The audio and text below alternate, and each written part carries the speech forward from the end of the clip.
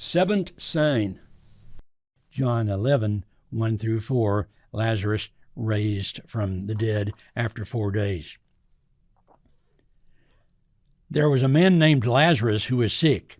He lived in the town of Bethany, where Mary and her sister Martha lived.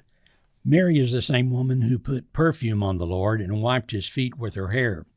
Mary's brother was Lazarus, the man who was now sick. So Mary and Martha sent someone to tell Jesus, "Lord, your dear friend Lazarus is sick."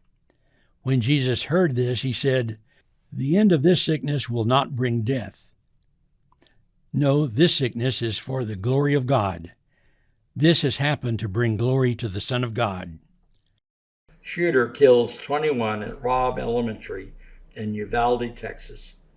My youngest grandson, Owen, a fourth grader, went to an assembly on Tuesday at 8:30 a.m., just 3 days before the end of school. Owen and his classmates received several awards from their teacher. I, his papa, along with his nana and his mom, were there to applaud, take pictures, and beam at the end of the year school event. After the assembly, Mom and Nana went back to work.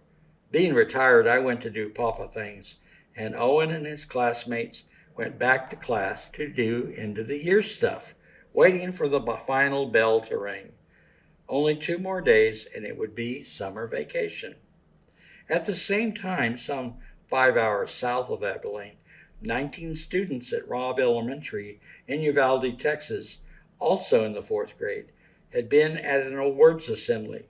Nanas, papas, moms, and dads applauded, took pictures, and beamed at this end of the year event, just as we had with Owen. After the assembly, moms and dads went back to work, nanas and papas went to do retired things, and 19 students and 2 teachers returned to the classroom to do end of the year stuff, waiting for the final bell to ring. Only 2 more days and it would be summer vacation. That is where the similarities ceased. As usual, Owen would be picked up at 3:15, safe and sound. He and his sister Ella would stay at Dad's in Dallas, swimming at pools and water parks under the hot summer sun, visiting cousins and going to Nana camps.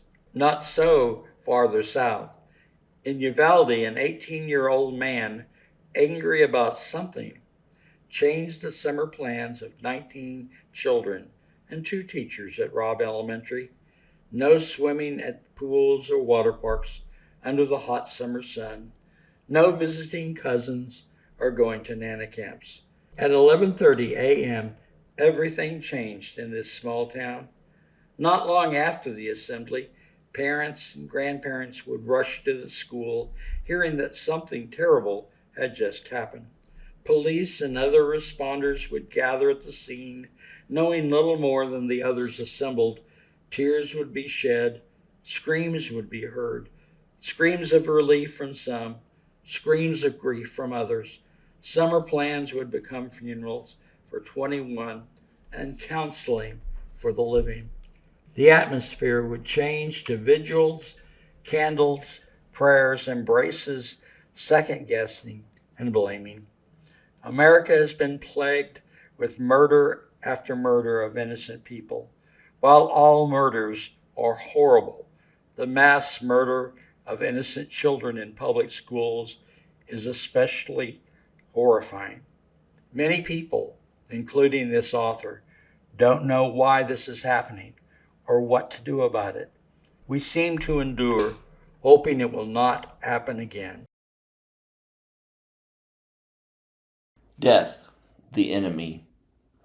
Death has been the enemy, the devil's stranglehold over creation since the beginning. Hebrew 2:14 through 15 says this about Jesus, the devil, and death. These children are people with physical bodies.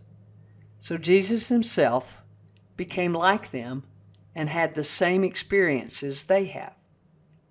Jesus did this so that by dying he could destroy the one who has the power of death, the devil. Jesus became like these people and died so that he could free them. They were like slaves all their lives because of their fear of death. Although the devil has had the power of death, he didn't cause it. Humans have been rebellious since the beginning, and their sin led to their death. Romans 6:20-21. In the past, you were slaves to sin, and you did not even think about doing right. You did evil things, and now you're ashamed of what you did. Did those things help you? No, they only brought death. We realize innocent children, like the students of Uvalde, who have not sinned, also die. Death, though, is the human condition because of mankind's sinfulness in general. Romans 5:12 says, Sin came into the world because of what one man did. And with sin came death. So this is why all people must die, because all people have sinned. In 1 Corinthians 15:21-22, we were all made alive again through Christ. Death comes to people because of what one man did. But now there is resurrection from death because of another man. I mean that in Adam, all of us die. And in the same way, in Christ, all of us will be made alive again.